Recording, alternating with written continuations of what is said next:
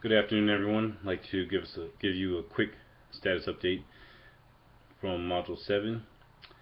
Now, in Module 7, we've looked at data analysis and ways to analyze both quantitative data and qualitative data.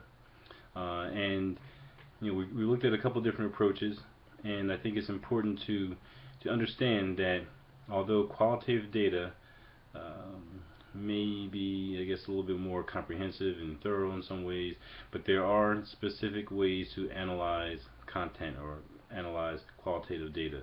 And it's important that you keep in mind that no matter which process you use to analyze qualitative data in this case, it needs to be a very systematic and organized process. Now, on the other hand, quantitative data may seem as if it lends itself more to data analysis, and that's what we may think of. But both forms of data and analysis do require very extensive and very systematic approaches. I also want you to keep in mind and remember that you may view yourself as a numbers person, or you may view yourself as more of a written person, a qualitative person.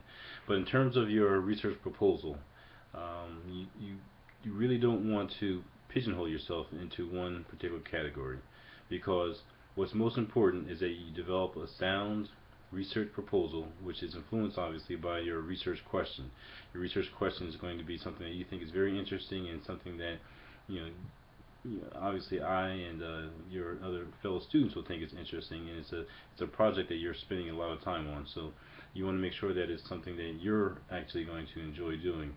And with that being said, the best process to answer your research question, whether it's qualitatively or quantitatively, should be the approach you take. So when I've mentioned let the research guide you, really that's what it means. Let the research guide you, and don't say because you're more of a qualitative person that you want to stay away from a numbers driven proposal. Also, you can keep in mind that a mixed method proposal is often very valuable and sometimes more beneficial than just one approach. So you can do a combination of qualitative and quantitative approaches. Also, for Module 7, I provided the e-government assignment. Now, this assignment is it's a pretty thorough and in-depth assignment. You've all been assigned two different states to evaluate, two different states government websites to evaluate. Also, I provided you with the evaluation instrument, the survey that's on the Microsoft Excel spreadsheet.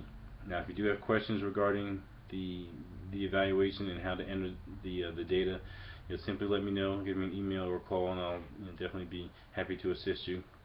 In addition, it's important to remember that the results of the information that you provide in this assignment will be compiled in a research report that is done every other year by the e-Governance Institute.